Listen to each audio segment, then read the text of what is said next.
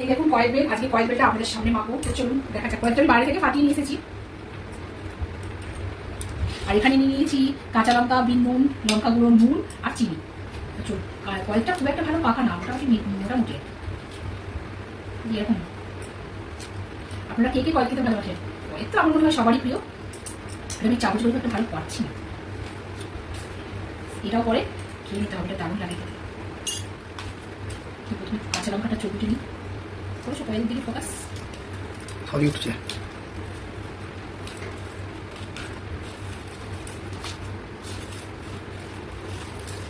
কয়েক খেতে যা লাগে না, দারুণ লাগে। আর বিশেষ করে এই লাঞ্চ খাওয়ার পর।